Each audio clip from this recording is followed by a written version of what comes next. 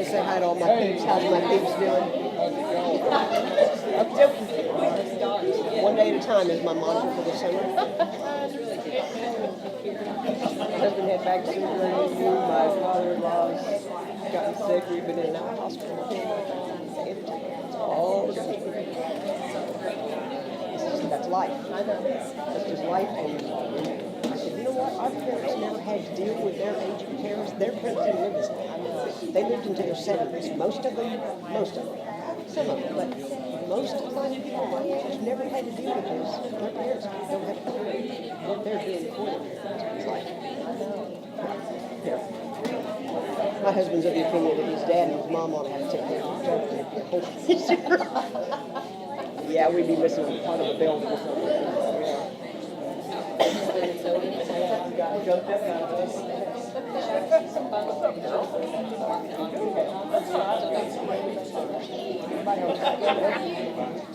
Hello, everybody.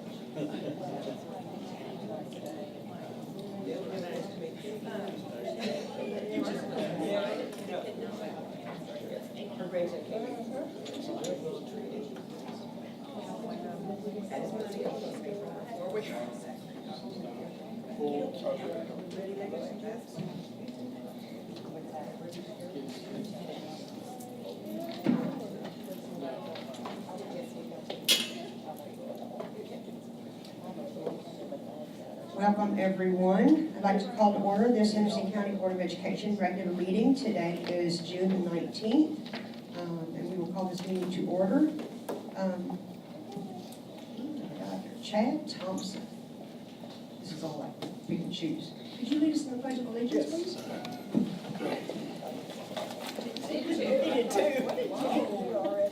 It's like, oh my gosh. I pledge allegiance to the flag of the United States of America and to the republic for which it stands, one nation, under God, indivisible, with liberty and justice for all. Thank you, Mr. Chad. Good job. Thank you. And all of our teachers and all of our kids are out going all over the world, because we've had world travels here, and all of our country. So please, when you take your moment of silence, let's make sure everybody's out there safe and getting back to their class.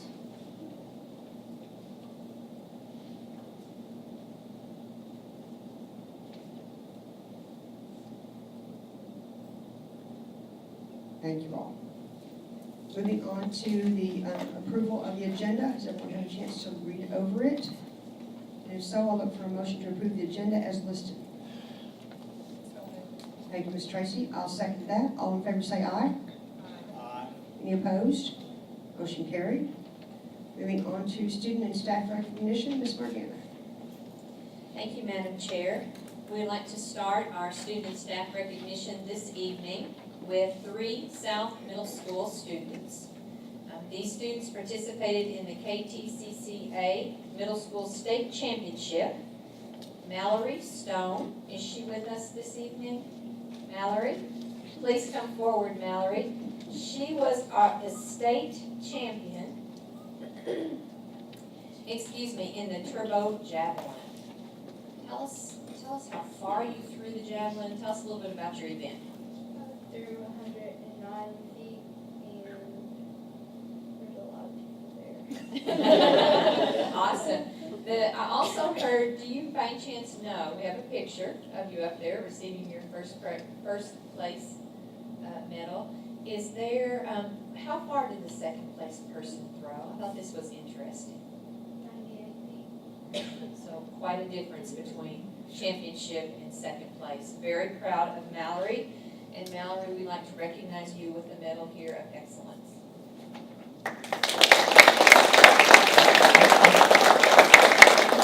We have Michael Sanders with us this evening.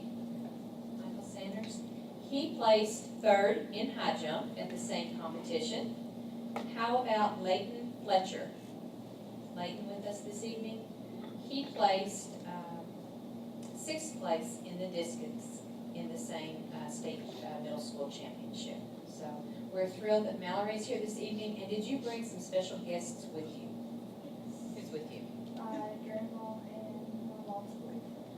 Awesome. Will the 2 of you all stand and be recognized as well? We appreciate the support. All right, step over a few. Let's get a picture. That'd be all right. Mr. Rush, do you mind to come join us for a picture? Something special for Mallory. This is from your Aunt Charlotte. We heard that Charlotte Baumgartner was your aunt as well. That's very nice of her. She's out of town and Gonna win it again next year. She's only in 7th grade, No way. Wow. so she's gonna go again next year. Absolutely. Absolutely.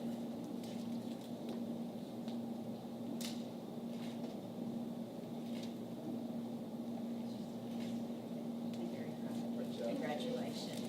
Congratulations. Yes, please do. Mallory, here's a sticker of excellence for you. Thank you, Mr. Rush. Next, we would like to recognize several staff members. And members of the board, as you know, we have 7 core values in the Henderson County Schools mission statement and vision statement. But we work diligently every day, all 1,108, 9, 10 employees, whatever number we're on today as we're hiring through the summer, to live and model the core values of the Henderson County Schools. And since we have established our core values, we have asked all employees to nominate other employees that they see as a model of one or more of the core values. So the people, our staff members who are selected, aren't selected by me. They're not selected by their principal or administration. They are truly selected by the folks that they work with every day, which is, I think, even a higher honor when a colleague will nominate a colleague in work that they do every day. And we've already flashed their names up there, so you can scroll down and see who we will be calling up and receiving a Medal of Excellence. But I also would like to take time tonight to share with you the comments that were said by their peers about them specifically. Tonight, Jamie Oakley, was she able to attend? I don't see Jamie Oakley tonight. She received Authentic Service to All recognition. She is a program assistant at South Heights Elementary School. And some of the words that describe her is she knows all of the likes and dislikes of each child. She keeps the sunshine flowing, even in difficult situations when students truly cannot put their feelings into words. She works in a special needs unit. She builds relationships with all of the staff. She is genuine and authentic. It is just her nature to provide authentic service to all. So Jamie Oakley was the award winner for Authentic Service to All. The next staff member is a teacher, a coach, and a colleague. He is the epitome, really, of all core values, is what the peer says. He inspires human greatness because of what he expects from his students. His overall spirit motivates many students and people that he works with every day. He spends endless hours outside the classroom and inside the classroom preparing to make the students greater, better, and smarter, and also kinder.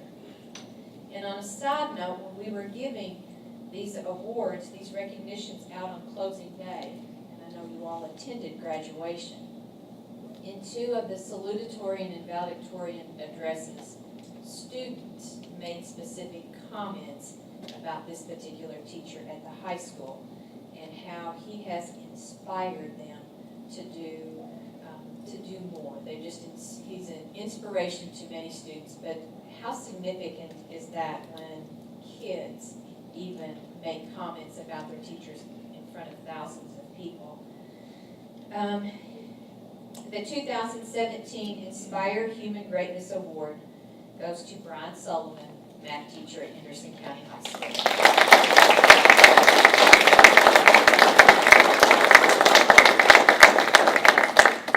Mr. Sullivan, it is an honor to put this on you. We appreciate your work every day for kids. Stay up here with us, we'll get the rest of it. And on the outreach, we had several people nominated, and we went through, and there were 2 winners. This recipient works at several schools, doesn't have one home, travels among several of our schools. She not only makes sure that the needs of her students are met, but the needs of the families are met as well. She makes sure that those families are informed and involved in school life as much as possible. To accomplish this, she makes sure that there are a variety of letters and forms that we have are sent home with students that are translated in the language that the families speak at the house. She does random home visits throughout the school year and through the summer. She finds assistance for students for homework, grades, school supplies, for eyeglasses, and any other type of service a family may need. She is no stranger to standing out in front of a school in the car rider line just to make sure she finds the parent she needs to give a message to. She already has her families completing on the online registration and goes to the homes to help those who do not speak English complete that registration. Miss Elaine Cunningham, an EL teacher, amazes us every day. And please come forward because she received On the Outreach Core Value Award.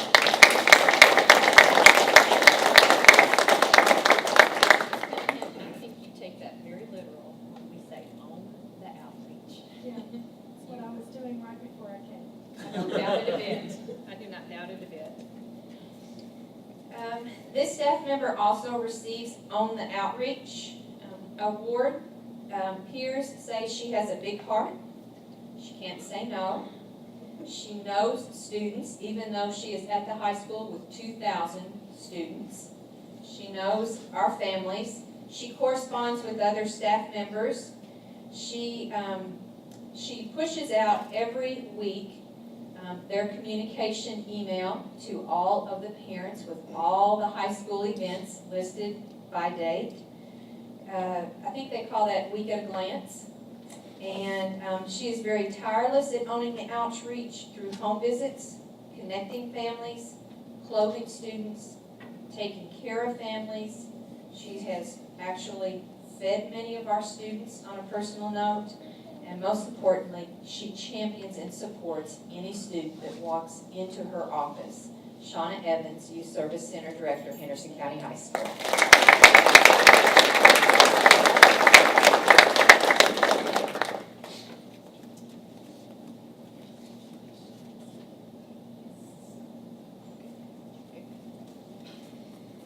Board members, I would also like tonight to introduce to you a teacher at Henderson County High School.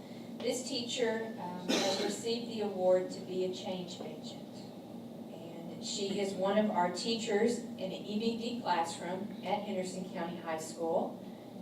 Although starting next year, Central Academy has stolen her back as a guidance counselor at Central Academy. But throughout this last year, we moved a special needs classroom to the high school, and the success really is and was because of the teacher Tracy Rutledge in that classroom that made that happen. She's the reason the program is so successful. She told Ms. Galke that the program gave a huge opportunity to students to connect to what it would be like in the real world. On the first day of school this year, she had a mom call her from the side of the road and say that the child was refusing to come to school. And the mom was devastated, did not know what to do. Ms. Rutledge met her at the back door and coaxed him out of the car and into the building successfully. After 2 months and her building relationships with the student, he then started to travel by himself throughout the high school, class to class. He is terrified of crowds, but has made tremendous progress with her help. Another student who had the urge to scream every day. It was the way that child knew best to communicate at that particular part in their life. Went from 35 disciplines last year to just 12, spending a year with Ms. Rutledge in her classroom.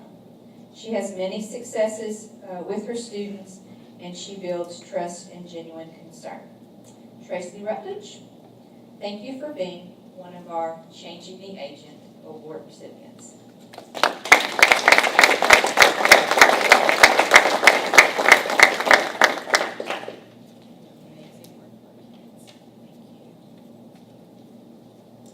The next employee goes above and beyond on a daily basis with her actions and her words. She and her monitor drive several miles each day through our county, picking up and delivering students. She's involved with each student and she knows their needs. She knows the families and she knows what the family needs as well. She keeps her bus in excellent shape at all times. Her paperwork is turned in and in a timely fashion. The passion for her kids in the bus are second to none. Parents feel very comfortable when the kids get on her bus and trust that they will be delivered safely. Ms. Shelley Woodard was also a recipient this year for being a change agent for our students. I don't think Shelley is with us tonight. Ben, do you mind to come up and get the medal and make sure that you get that to Shelley Woodard? Gladly.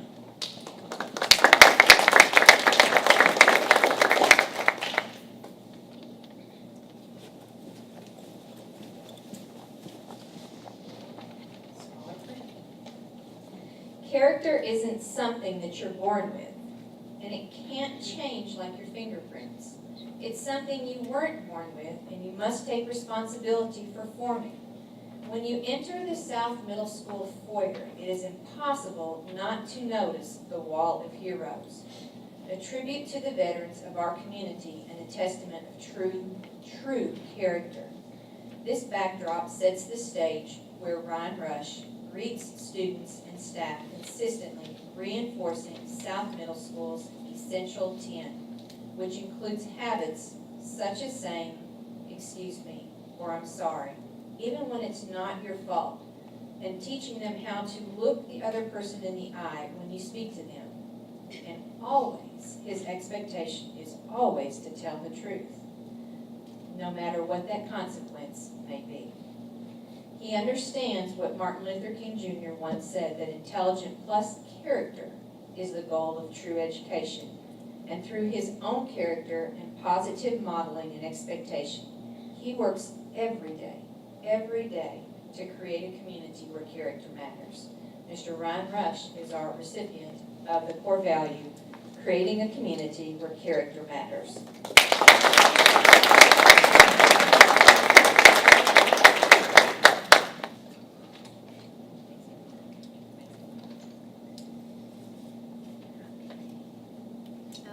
This person is admirable, confident, and honest with students, staff, and families. She is nurturing through trust and courage. She has high morals and helps anyone at any time. She is exceptional and seeks to find meaning and purpose in her work. She is empathetic, and she deeply cares about her students and provides one-to-one time to build genuine relationships. Annette Brewer was awarded with building genuine relationships in our, I don't see her with us tonight, on our closing day when we recognized our staff members.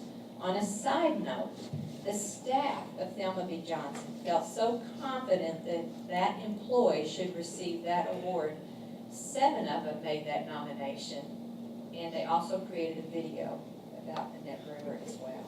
So we're very fortunate and have no doubts that that is the right person this year to give that award to. Okay, I think I've got my papers a little out of order here. Here we go. This staff member recognized hard work that each staff member commits to at this school, and yet she still understands the importance of family and family time. She teaches her staff how important it is to sharpen the saw, and she cares about my performance as a teacher and my personal well-being. She works tirelessly to ensure that our school is ready for students and parents. There are many tasks that are placed before her every day, and every decision she has to make, and yet she finds time to accomplish all of them with a smile on her face. She pushes everyone to do their best, and they are willing to do that because of our fearless leader. She is our rock, and we are blessed to have her at Cairo School. Brooke Chappelle is our person for excellence in all we do.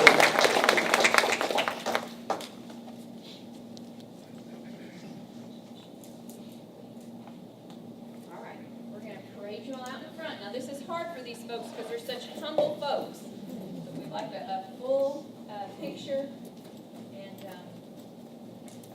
These folks are what our core values are all about. And board members, it's the best of the best, as you can see. Cindy, if you want to take a picture.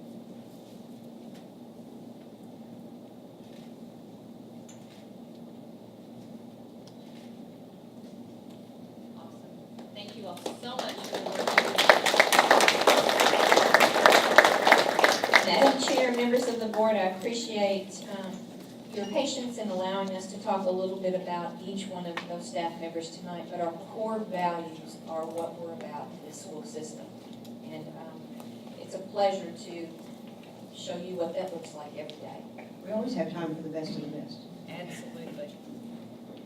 Moving on to public participation and recognition of guests. If there's anyone who wishes to address the board this evening, please step forward. I will have a form for you to fill out, but I haven't had anyone tell me. We also have a couple of student ambassadors with us this evening. Ellie Parker, please stand.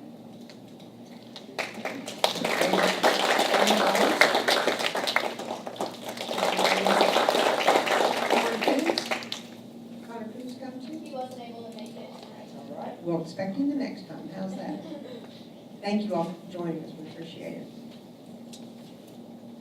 Moving on to the minutes from the prior meeting. Has everyone had a chance to review those? Any changes, additions to those meetings? I'll look for a motion to approve the minutes as listed. Thank you. I'll second that. All in favor say aye. Aye. Any opposed? Motion carried. Before we move on to committee reports, it just dawned on me when I looked past Dr. Sutton. Mr. Wes Smith had a business conflict this evening and could not join us. However, he has read all of the information and told us if there was anything that we need to bring up for himself. So he's been a good board member this month. He just couldn't be right here for the last part of it, but we appreciate all his support. Moving on to committee reports. I don't think we have any committee reports this evening. We have lots of reports for Spotsville School. Is that correct? You're up, John Hagan.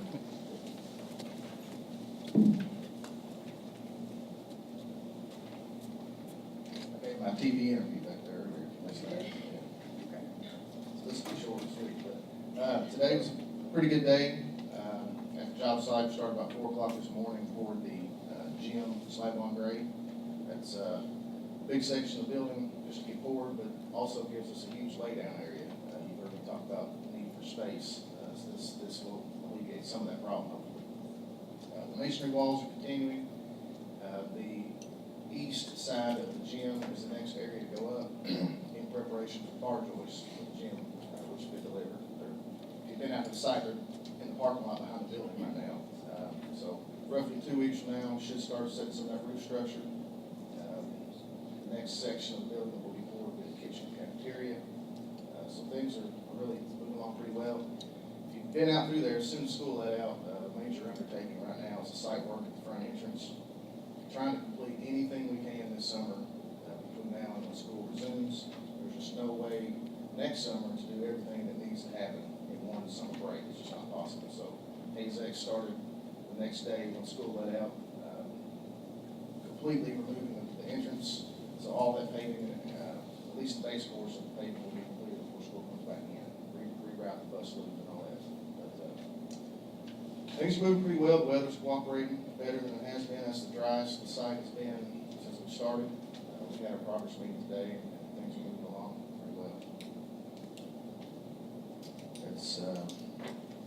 That's my report, unless you have any questions. You have some change orders? I do. On here, you want to go into those? If you remember, we were doing some value engineering on the roof system. So these change orders are as far as the change in the roof of the shingled area of the building. It's a change from what was called the Loadmaster system to more of a traditional metal deck, nail-based insulation system in the shingled area of the building. So there's a few change orders. The overall total is a credit of $71,240, which goes back into contingency. So that's a great thing. The first one you have there, 8-2, that is a deducted change order to the contractor for the labor portion, $26,472. The next two are purchase orders, increasing one to Johns Mansville. They're actually supplying a little bit more material as a result of this change. That's an add of $24,752.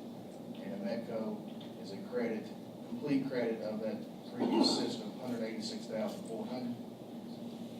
And then there's actually two new purchase orders being created. The new core Volcraft, which is the metal decking, $38,000 even, and North Coast for $78,880. So that's 3 change orders and 2 purchase orders for a net credit of $71,240. I would like to say, in the minutes, we would like to put board approval pending KDE approval. The dollar amount of these, anything more than $25,000, they want reflected in the minutes. Ms. Beth, can we do this as one motion if I read those all? If it's okay with you, as long as each one's listed Listed, yes. individually. This one each, okay. And include that language in with the subject to. Subject to KDE approval, okay. look for a motion to approve BG 115-016, BG 15-016, BG, the change orders, yes. Purchase orders and change orders. We were doing that. Okay, BG 15016, Scottsville Elementary's renovation addition 8.2 for preferred construction services, 8.1-1 for John Mansville, 8.4-1 for Emetco, addition of purchase orders as part of the change in scope, 8.5 to Nucor Bullcraft, and 8.6 to North Coast Supply. All of these changes are pending KDE approval. Do I hear a motion to that effect? So moved. Thank you, Ms. Tracy.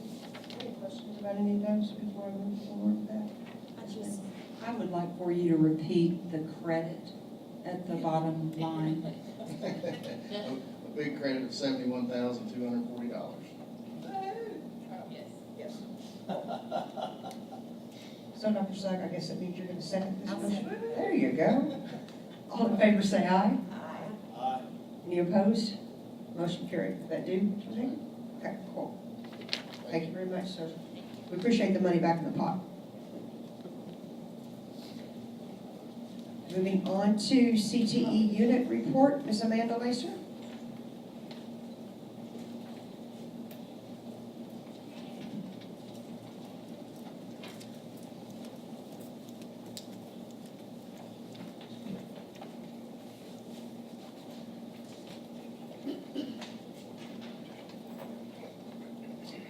Okay, last year, when I came up here, I kind of told you what the goals and the focus were going to be for last year. And two of those things were high industry demands that CTE and the high school knew business and industry needed from us. So one of those areas was to increase the machine tool program enrollment because it had dropped.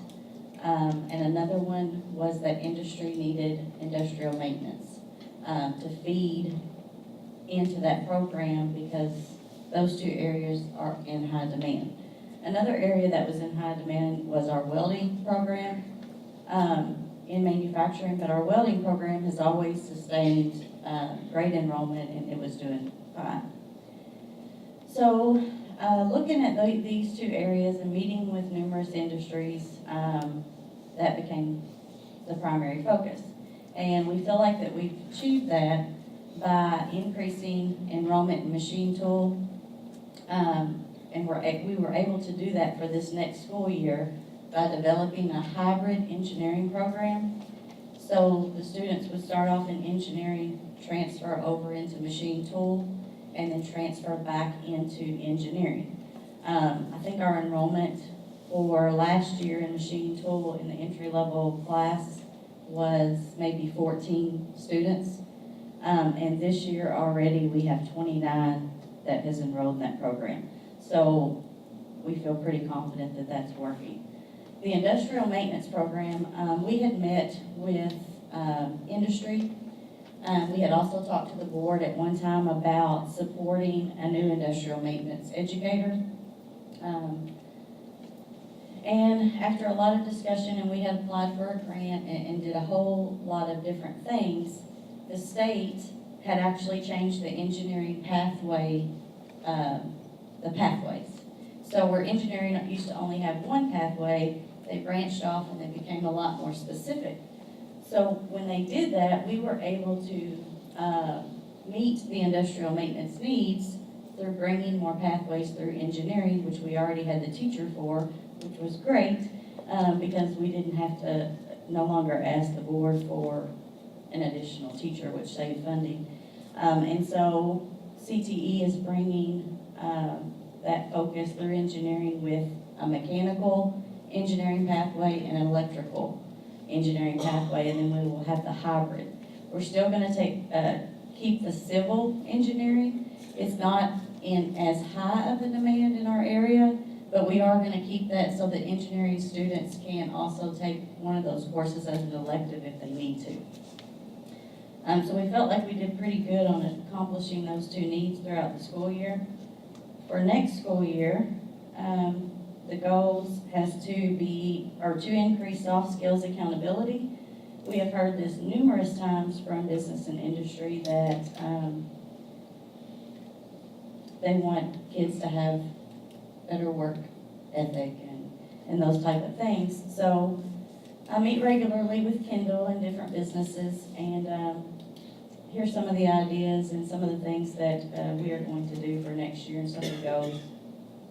We want to bring back CTE daily performance grading, and that's something that we did years ago, and it holds students accountable for working in the shop and participating. And so we're going to bring that back because it was successful years ago.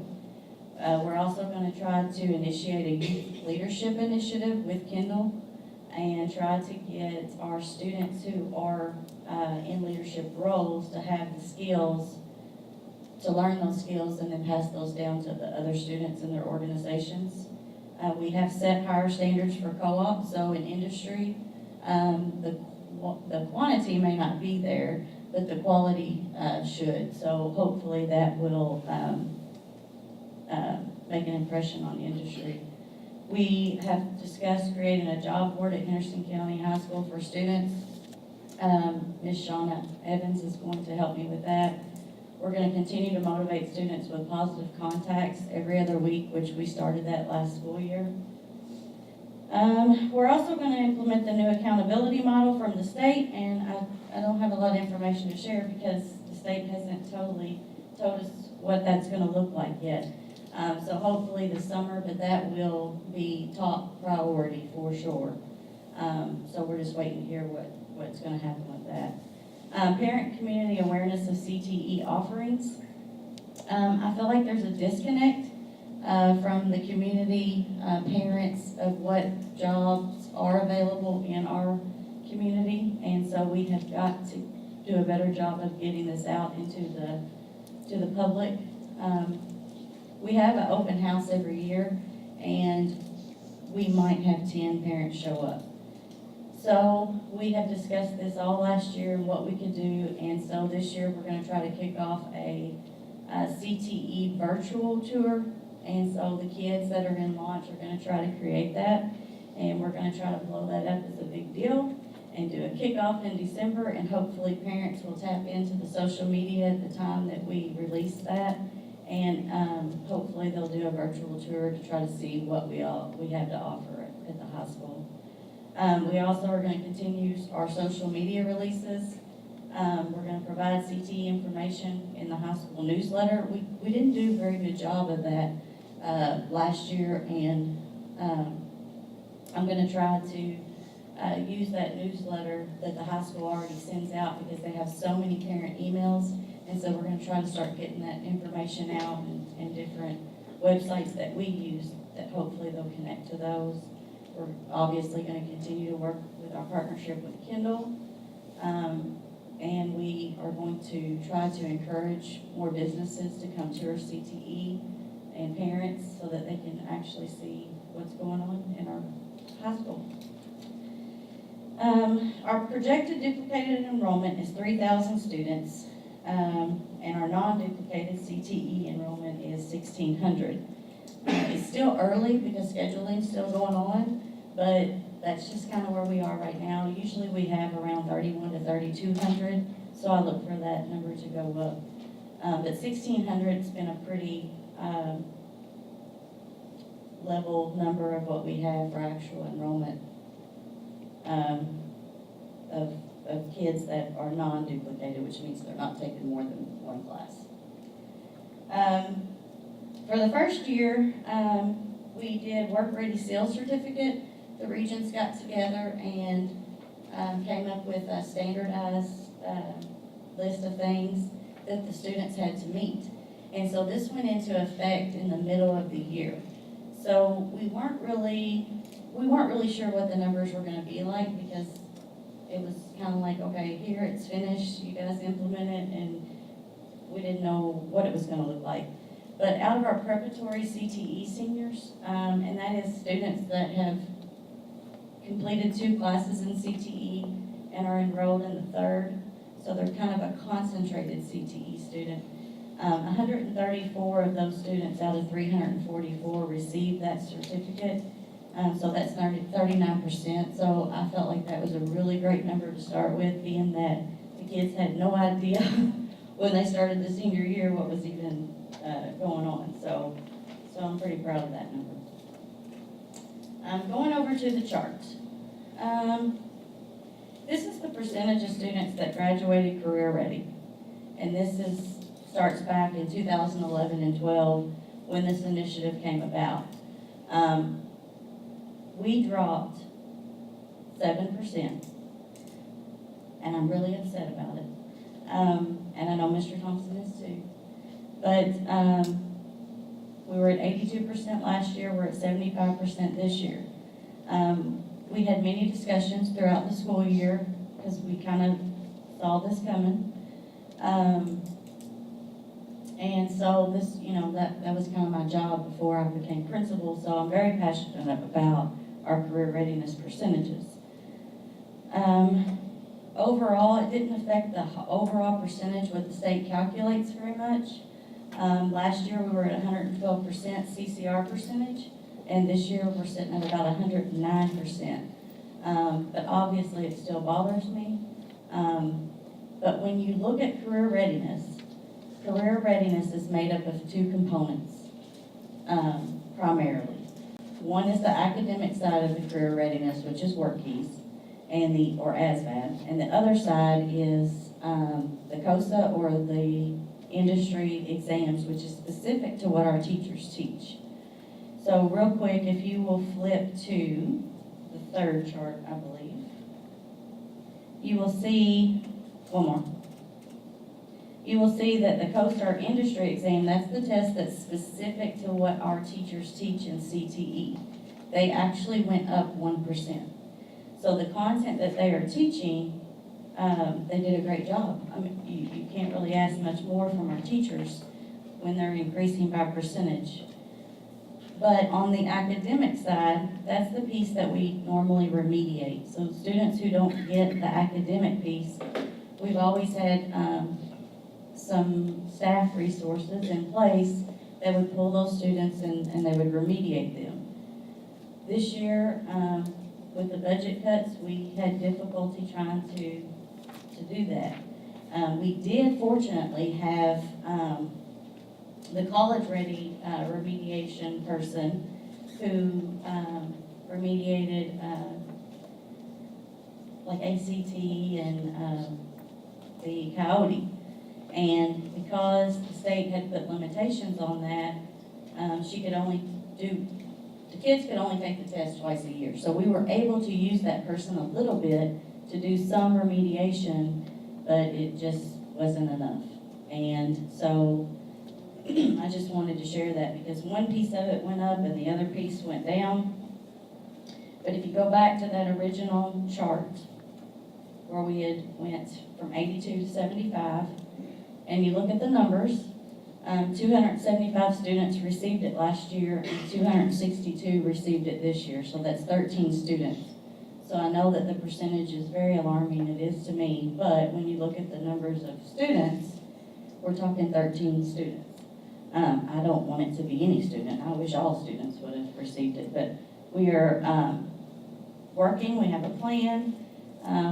The district just hired a compliance officer, and that person is going to work with CTE part of the time. And Mr. Thompson and I talk frequently about how to try to increase this, so we are working on that. The second chart is on CTE students earning dual credit.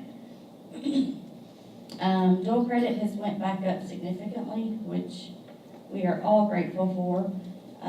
So from last year we had 68, and this year we went up to 245, and that was with the help of our district office people and Mr. Thompson and myself having many meetings with the college and finally getting something to work out, and we all got on the same page for the students, and so that number went back up.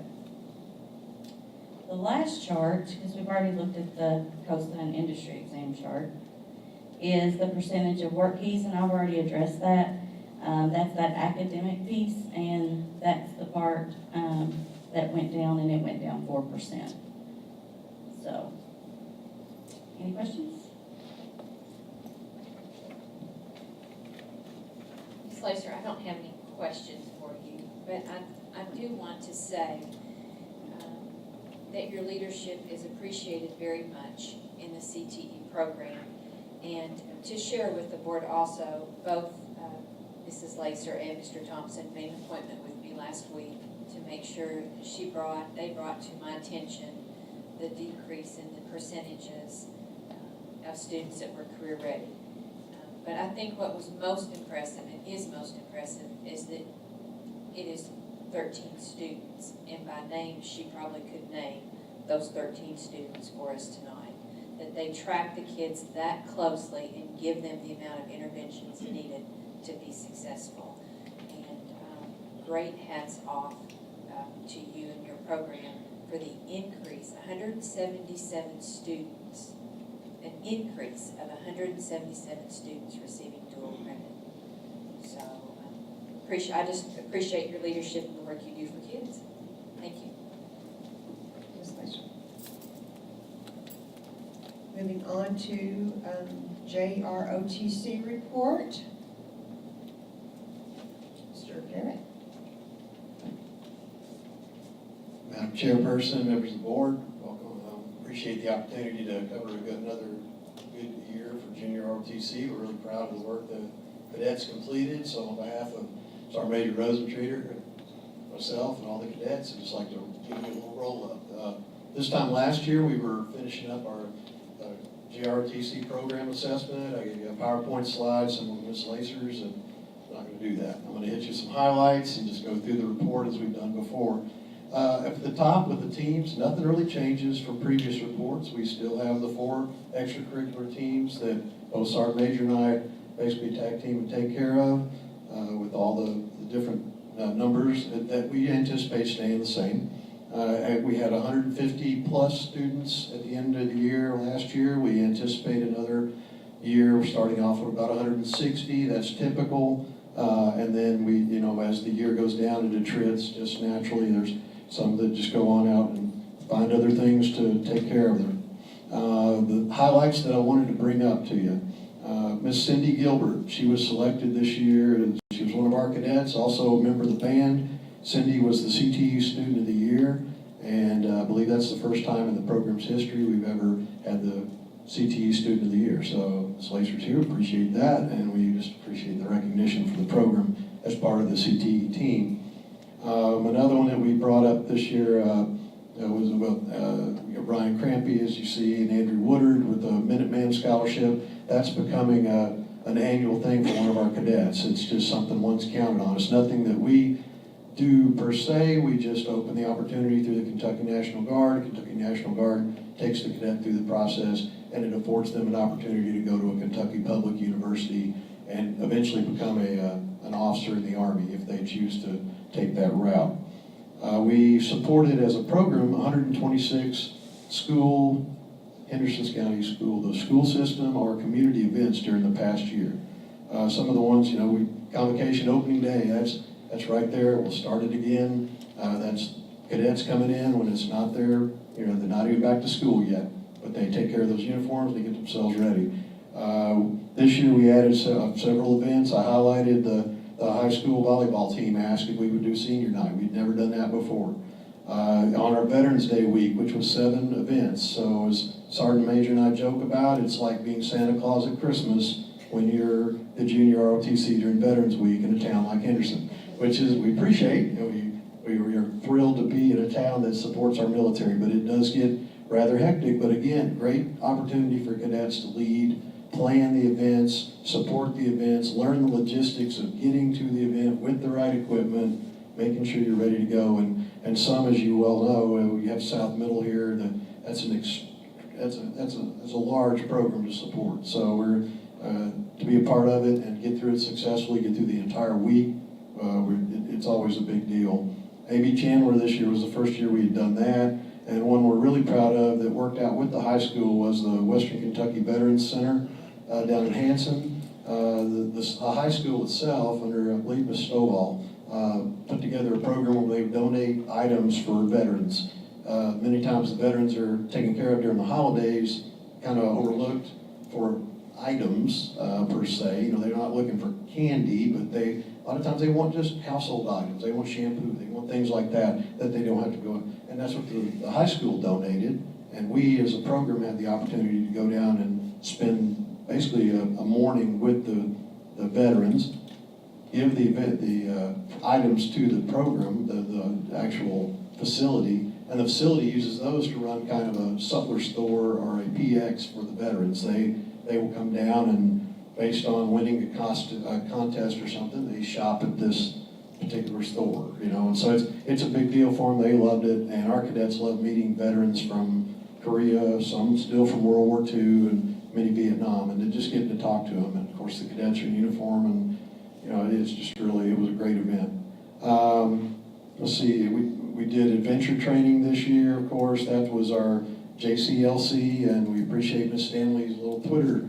I noticed that come out. I didn't even know you'd done that, but you had a picture on your Twitter feed, so appreciate that. I think that's the first time I've ever seen us up on the screen as far as that goes, and other than me trying to keep up with Facebook.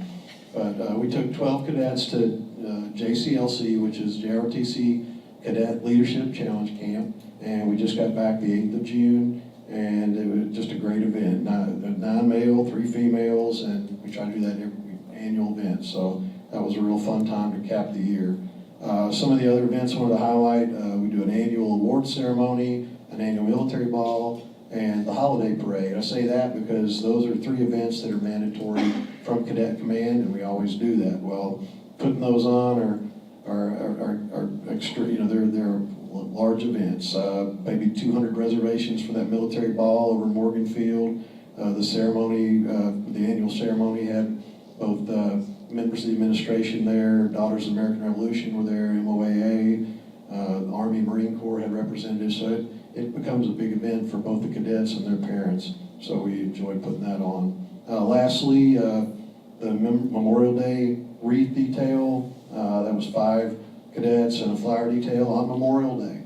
It's typical. Every year so far since I've been at Henderson, I have not been able to attend for family reasons, wedding, whatever, I'm always out. The cadets put that on themselves, and it comes off without a hitch.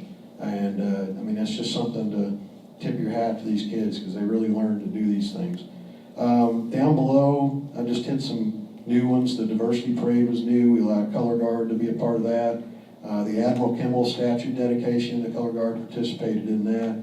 The Daughters of the American Revolution was a cadet presentation at their actual lunch. So that was a new one for us, and they took care of that. We had 2 service learning events that took place during the year with academics and hours track. That was the CERT, which is the Henderson Emergency Certification Training, and the Veterans Center visit that I've already mentioned.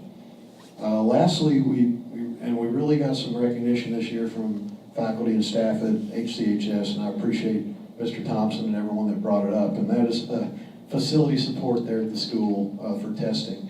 If you didn't know it, we basically, these cadets become roadies at times. I call it affectionately roadies, because they will set up the testing tables. We don't have any problem doing it. We really don't. It's a great way to teach young cadets to teach a task and do it to time, because you only typically have a period to do it, and you put somebody in charge of it, and they go at it like a pit crew, and the next thing you know, the floor is set with tables and chairs. And we did that 15 times, and we track it for the Army, the number of hours and the number of cadets. It works out to about 150 man-hours per event that we do. So, I mean, it's just, we're glad to do it, but we really appreciated this year some very public recognition from the administration, especially to my peers. I mean, and Vic, I'll tell you, Sergeant Major really appreciated it. I mean, he really did. It meant a lot to him. But the bottom line is we have no problem doing it. We really don't. But it is nice to get that recognition for them, especially for the cadets. You can come back to them. Lastly, all I did with the next, I don't know if it's, there it is. I was just gonna show you what I'm proposing to put up on our Facebook page, our web page, and others to explain to children and parents about the ROTC program. We've seen this on other programs, and one of the things I highlighted down below as we get to the next paragraph, I got it highlighted, and it kind of gets to be a misnomer or misunderstanding among both counselors and coming from the South or North Middle, that JROTC is requiring you to sign a contract and go into the military, and it is not in any way, shape, or form. We're not promoting the military as far as an only career. We're just offering in our experience of what we've gone through as Sergeant Major myself in 50 years of doing the job, and just affording the opportunity to young men and women to see that there might be a chance for you to go to a higher education, to get a college education by going into the military, but understanding the consequence of that and understanding the differences between the services, the National Guard being a part-time job, so versus an active duty job, which is full-time. So we're glad to do it. Lastly, as I've said before, you're going to see cadets again at opening day. Some of you will be there. One of the things that really means a lot to them is just thanks. Ms. Stanley, you always do it, but if any of the others, if you see them there in their uniform before they leave, because they typically thank them. I mean, that just means a lot, because we get it, but we've already gotten it. I mean, that's the way Sergeant Major and I already look at it. We've completed our careers, it's fine. It means so much to the kids to know that they're doing a big, a big part of what's going on, and they really appreciate it.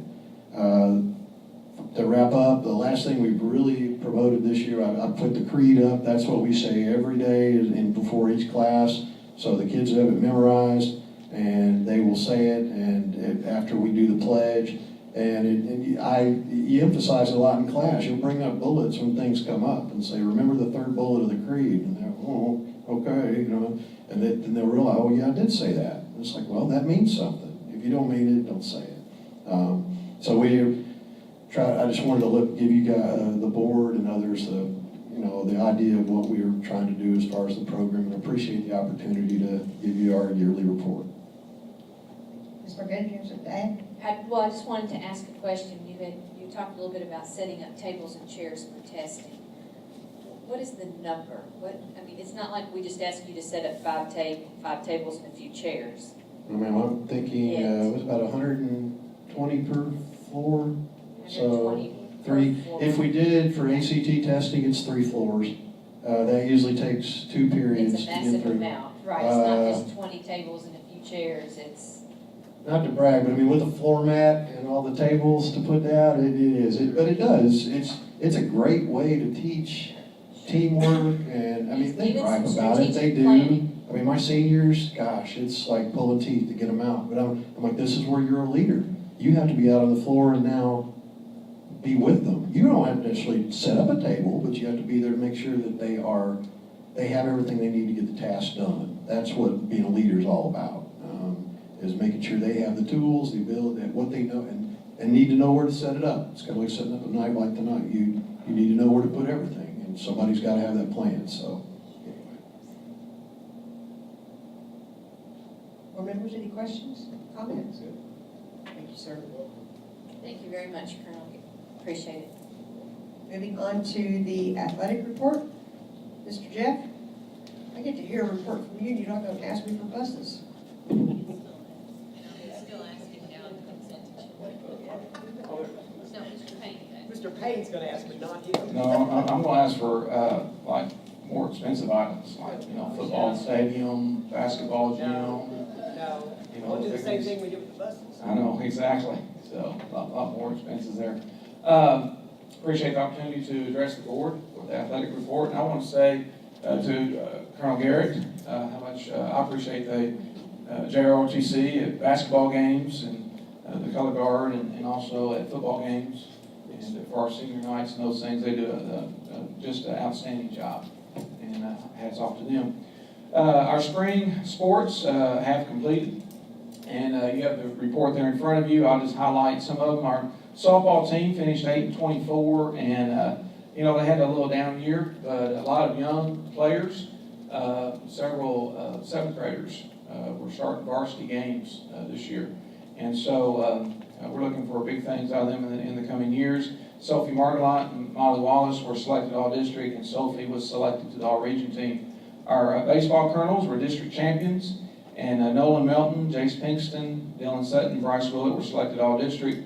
Even though we lost a hard fought game in the regional semifinals against the regional champs Caldwell County, and Nolan Melton and Dylan Sutton were selected all-region tournament team for our baseball colonels. Our tennis team, Rachel Payne and John Nunez, each qualified for the KHSA state tournament. John was actually regional runner-up, and I just want to say a few words about John. He played his semifinal match, a very tough match and a long match against one of the top contenders in the region. He won that. Then in 20 minutes, he had to turn around and play the final match, and so he tired out. I mean, after that grueling semifinal match, and so we're thinking if he had had a day's rest after that, he might have made the regional, but you know, they done well. In fact, John was invited to a national competition this summer, and so that was a neat thing for him. Our bass fishing, we had one bass fishing team, Paxton McGraw and Ethan McCracken. They finished 10th out of 58 in the region, qualified for the state, which is only the second team within our bass fishing program to qualify for the state, and they finished 17th out of 64 teams. Both of them are freshmen. So, you know, as they continue to grow and develop, we're looking for some good things out of them. Our track team had 4 region champions, Jeriant Vincent in the 200 meters, J.C. Bickett in the pole vault, and DeJuan Willett and Savion Whitlock in the 2x50 meter unified event. All of them qualified for state, as well as Warren Norman in the discus, Cade Russell in shot put, Andy Charles in the 400 meter, Logan Cherry in the pole vault, and then our 4x200 relay team with Jabron and Andy and D'Angelo Ware and Jordan Smith. At the state competition, DeJuan and Savion in the 2x50 meter unified finished 3rd in the state, which is a great accomplishment. And J.C. Bickett was state champion in pole vault for the 3rd time in her young career, and second time state champion in a row. She was 2016 and 17. She broke the state record with a jump of 13 feet 3 inches. Now, she broke her own state record from last year at 12 feet 6 inches. The national record is 14 feet and I think 6 inches. And so we don't know what might happen. But JC has done really well and you know, continues to grow and develop as a young athlete in track. We have several summer activities. Our basketball teams are completing and competing in some summer games. The football, soccer, volleyball, cheer, dance teams have been conditioning preparation for the upcoming fall season. And then our dance team is going to fall under KHSA guidelines beginning this year. They'll have a KHSA-sponsored state dance competition, and we'll have to abide by several guidelines with the KHSA. We got our Title IX annual audit. We had an on-site audit in December, and then also when turning in our annual report, and we got that completed and received back from the KHSA, and we received a good report, are in compliance and in good standing. Just want to highlight a couple of things from the report. Overall, we have 631. Our overall expenditures for athletics is $476,000. And why I mention that, because all of that, most of that, 98% of that is through fundraising and through donations, through community and just folks out in the community that, you know, are willing to give and to sacrifice something and give some donations to our athletic program. And we greatly appreciate all those folks in the community who do that. And I know for our upcoming fall sports, our program is being put together, and I know phone calls are being made to businesses to you know, put an ad in our program, and we hope those businesses will do that, supporting our student athletes at Henderson County. And we continue to comply with all KHSA bylaws. So there's a report. Any questions? Jeff, also a shout out to those parents who support those Yes. athletes, because a lot of that comes out, some of it comes out of their pockets. Yes, very And much those so. parents and those people follow our kids all over the state, they chase yellow school buses, Mhm. and support our kids, so, shout out to all the parents. Yep. So we couldn't do it without the parents, that's for sure. And And grandparents, and aunts, uncles, siblings, A lot of family that shows up. everybody's involved, so we appreciate that very much. Right. Thank you all. I see no old business listed on our agenda, so we're going to move on to new business. First up is athletic trainer information, Ms. Morgana. Sure. Madam Chair, members of the board, in your board packet, we included the current contract that we have for our athletic trainer. And we had an incident that happened last week in which a dad brought to our attention at the board office. The coaches and the staff at the high school were very aware of it.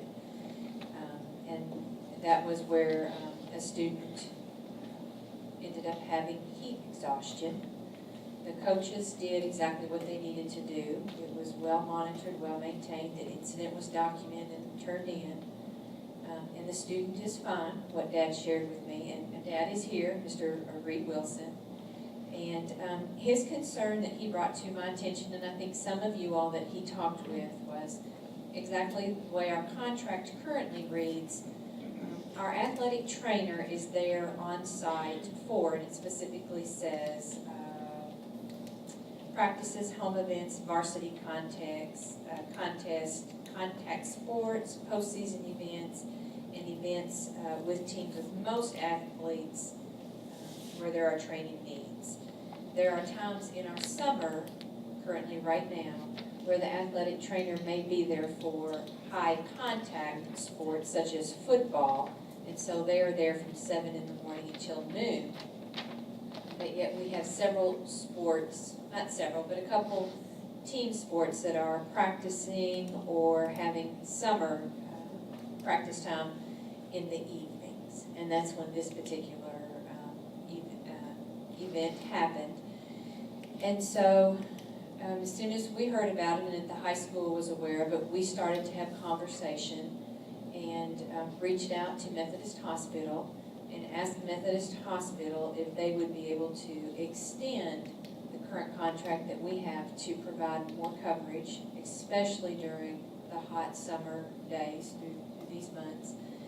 Not just focusing on football, but also making sure that we're very cognizant of sports that are practicing in early evening time. Ms. Gibson she's kind of our wellness person that looks at policies and procedures.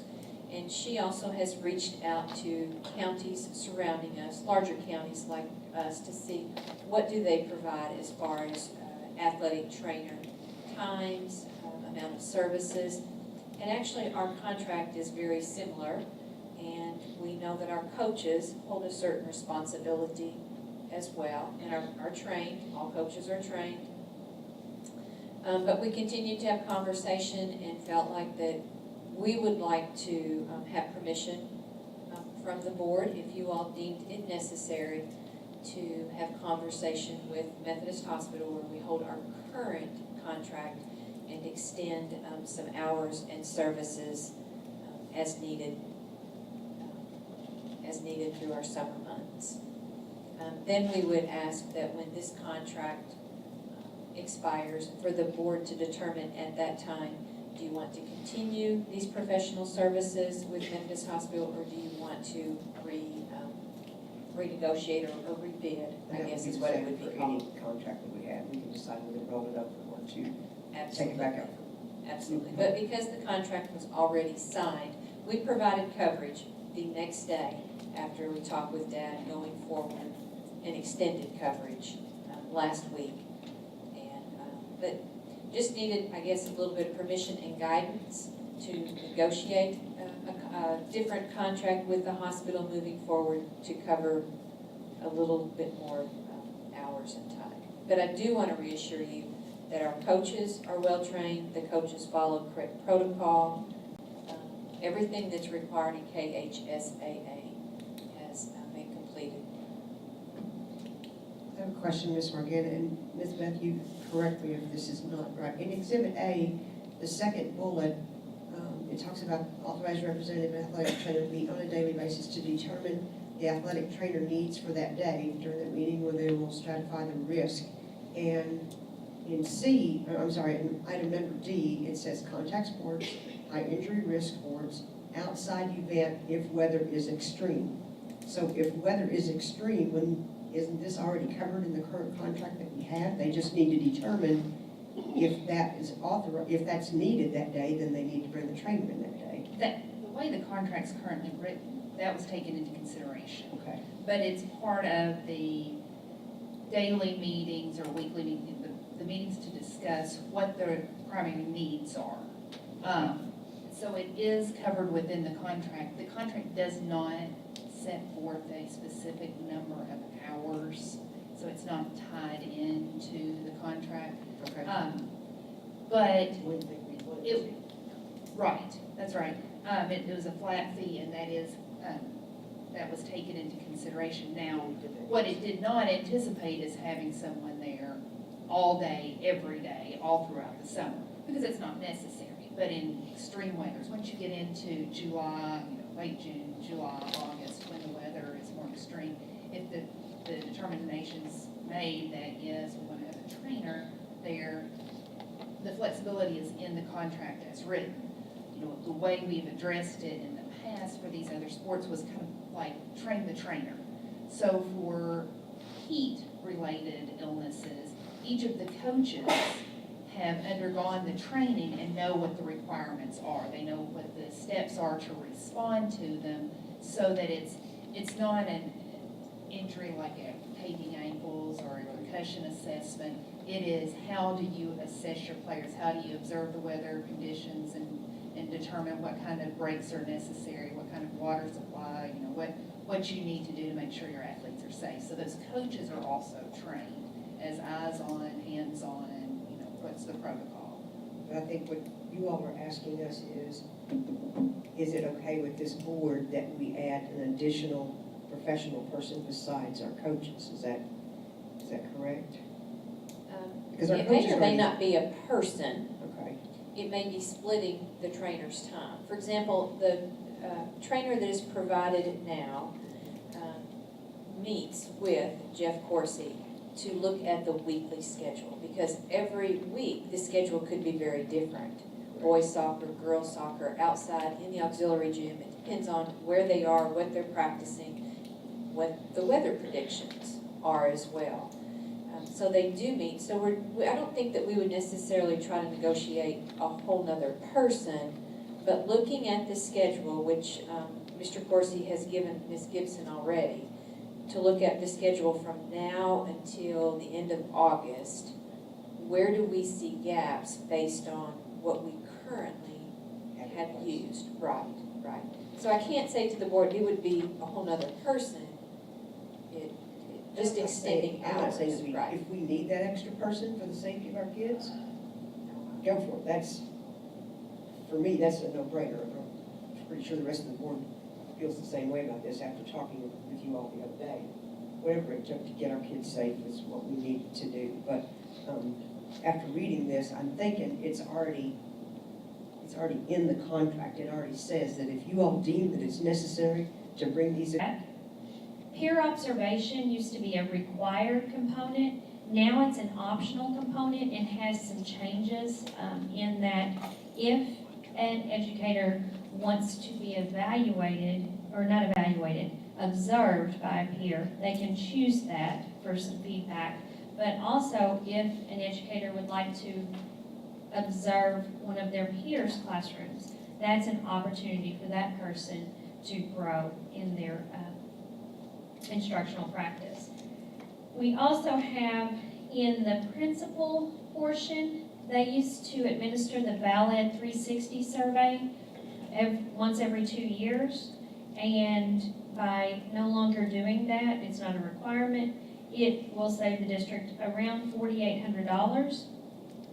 Teachscape is no longer a requirement, and the yearly cost on that was around $5,000, so we're saving there. paperwork has been streamlined. The previous appendix, I think, was, around 60 pages or so. It's much shorter, and so that we've had paperwork streamlined so that instead of a teacher having to complete 7 different documents, we've quelled that down so that it is still an evaluative process and it still gives great feedback. However, our administrators and our teachers aren't mired down by all of the paperwork. So that's our goal with this new evaluation plan. If you've been tallying up the savings, roughly 17,800, but the man hours that we anticipate saving could be tallied by the dozens, if not hundreds of man hours.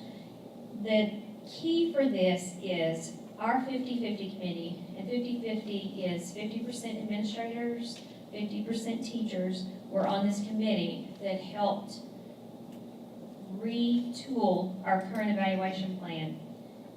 The overwhelming majority of teachers said, we miss walkthroughs. We miss whenever an administrator could come into our classroom and just do a quick walkthrough.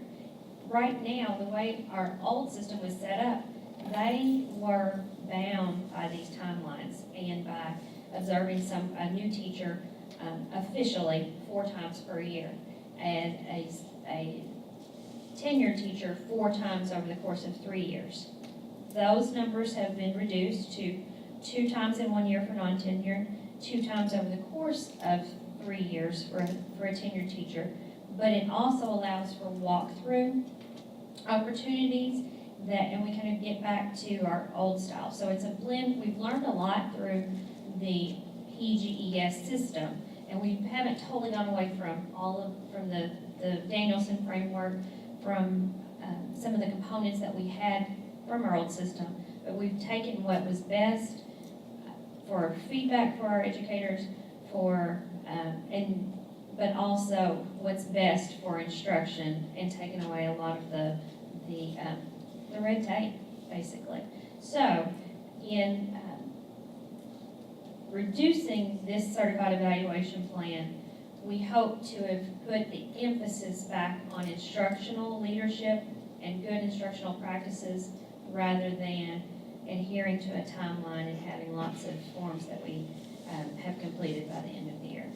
So with that being said, I'll take any questions and also ask for your approval of the 17-18 certified evaluation plan. Any questions, board members? Any comments? I have a comment. I am thrilled for the principals and teachers that have had to administrate this program, and now we're back to pretty much where we were, except as you said, with greater knowledge. And we talked about this earlier today as a board in our other meeting. Really, if you have a great rubric, which you do, and a good evaluator, you have a good system. And all of the extra pages and all of the extra time involved that many people put together who had never been in a classroom or been an administrator thought all that was necessary. And now we're back to where we are. So the main thing is, if our people are evaluating and doing that effectively and they have a good rubric, we're in good shape. That's how we see it. Extra check boxes and extra forms don't create better instruction. I think this goes back to what Dr. Pruitt said when he was here. He's taking it back to letting teachers teach.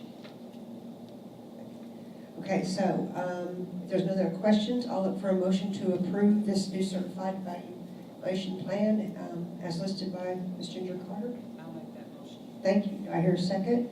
Second. Second from our other teacher at the other end. All in favor say aye. Aye. Any opposed? Motion carried. Thank you, Ginger.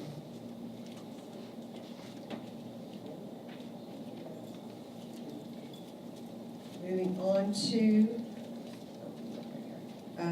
HCS EdTech Strategic Plan. Mr. Ryan?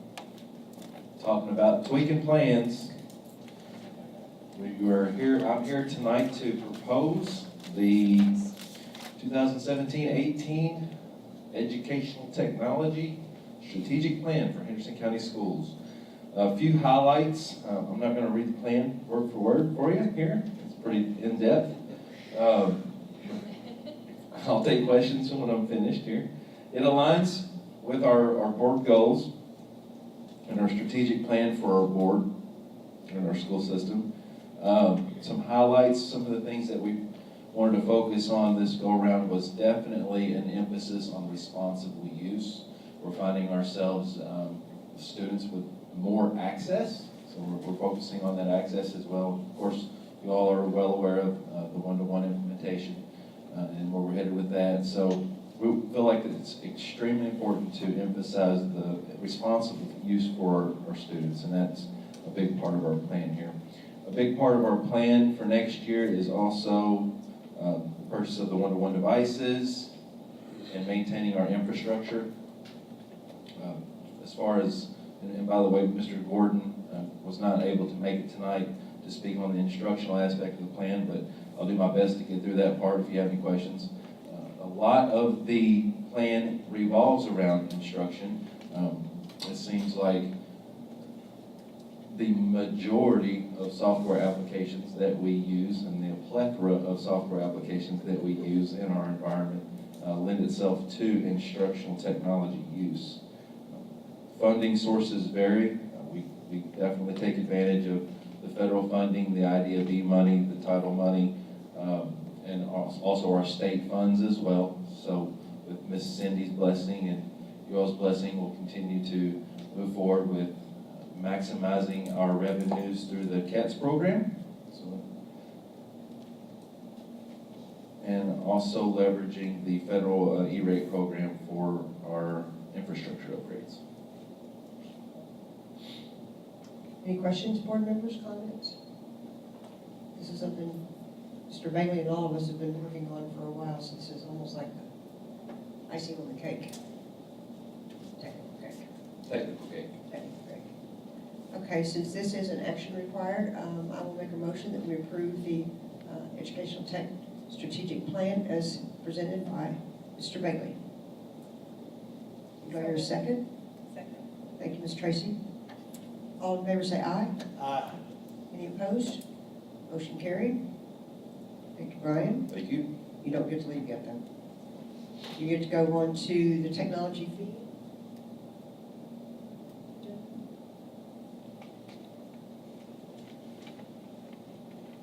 So this is a memo that I sent to Ms. Stanley after our work session last week, week before last, regarding the fee that I proposed to you. If you recall, I did the investigation as far as what other surrounding districts that offer one-to-one devices do, and those fees range from $25 up to $35 in my analysis. Some districts outside of our area charge up to $100, so in our visit to Fort Thomas, that was the case up there. So what I'm proposing to you, or what I'm asking for you, your consideration, is to levy that $25 technology fee that we discussed at the work session for students who are issued a one-to-one Chromebook for next year. And that $25 fee will be used to insure the device and to provide a fund for us to repair the devices when they're damaged. I just have one question. Yes, ma'am. Just to reiterate where those one-to-one Chromebooks will roll out to, what schools, so that parents, when they read this, all parents won't think they have this fee. It's just for students who actually have a Chromebook that they take home. So what schools is that? That'll be North Middle School and South Middle School Okay. next school year. Thanks. So, hearing that information, look for a motion to approve the technology fee as previously discussed and as listed by Mr. Bailey this evening. I'll make that motion. Do I hear a second? Second. Thank you, Ms. Tracy. All in favor say aye. Aye. Any opposed? Motion carried. Moving on to approve student fees, Ms. Morgana. Sure, in conjunction with what Mr. Bailey just presented to you all, there is a memo in your board packet, and it is again based out of conversation that we had at our work session. There is more information on that memo than what I'm requesting for you all to approve tonight. And the only thing we're asking for approval is to continue to approve the $50 textbook, which we now would like to call instructional resource rental fee at Henderson County High School.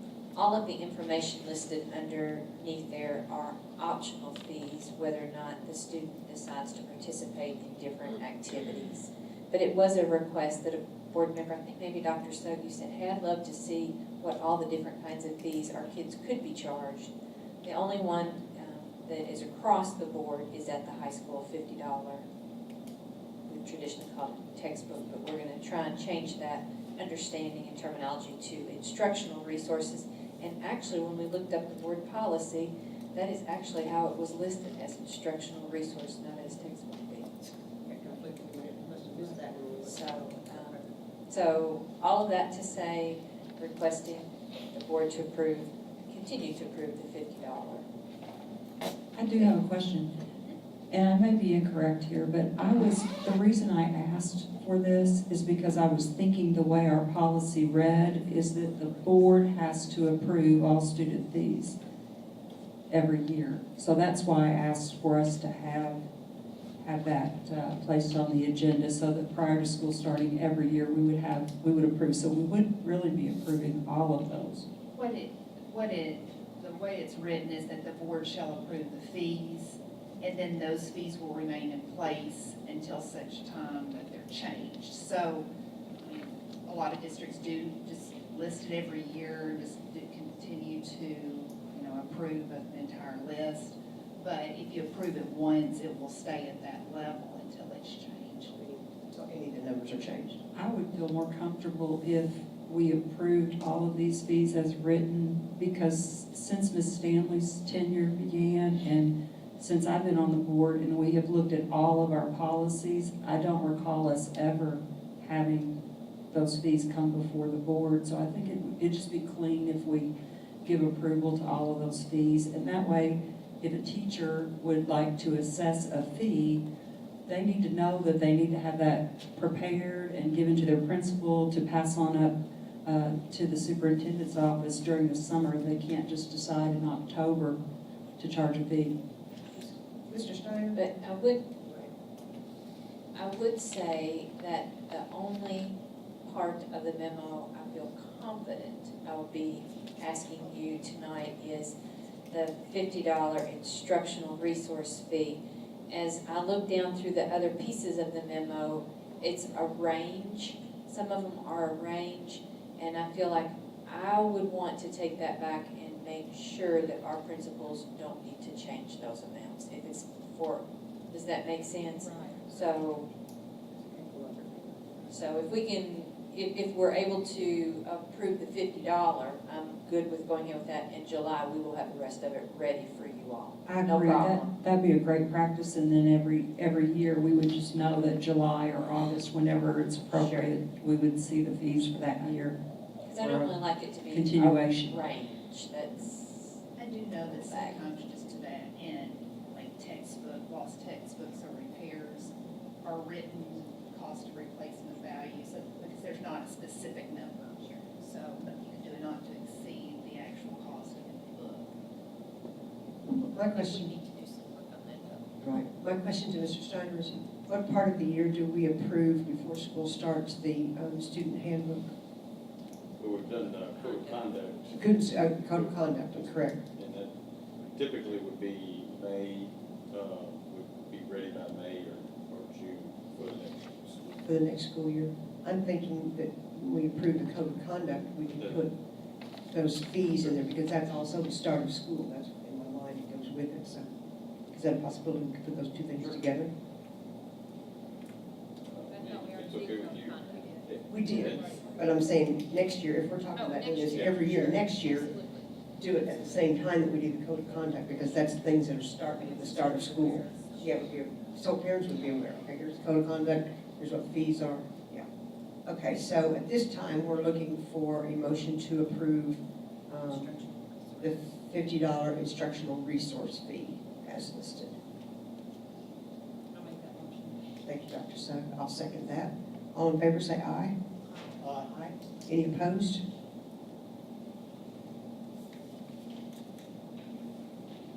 We have discussion. Is it correct, Ms. Beth? Oh, yes, Okay. Okay, motion carried, thank you.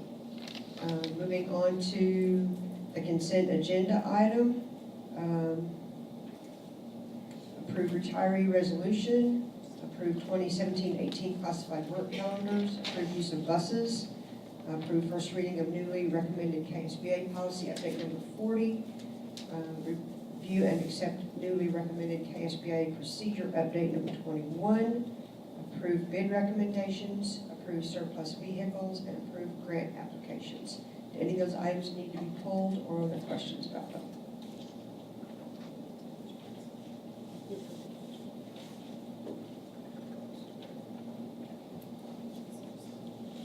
I'll make a motion, we approve the consent agenda as presented. All right, hold on a second, there's somebody reading. Beg your pardon? You got it? I got it. You good? Okay, I second that. All in favor say aye. Aye. Any opposed? Motion carried. Thank you all. Thank you, Dr. Sugg. Moving on to financial. Ms. Cindy Cloutier? Okay, the treasurer's report for the month of May, we had total receipts of $6,758,529, and total expenses of $6,696,855, for a net increase in all funds of $61,674. Any questions on the page one? I mean, the treasurer's report, sorry.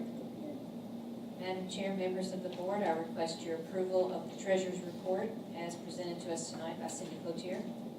Any questions, anyone? Hearing none, I'll look for a motion to approve the treasurer's report as listed. I make a motion that we approve the treasurer's report as listed. That's your part. I'll second that. You'll second that. Thank you, Mr. White. All in favor say aye. Aye. Any opposed? Motion carried. Moving on to paid warrants. Okay, the paid warrant report covers the period of May 16th through June 19th.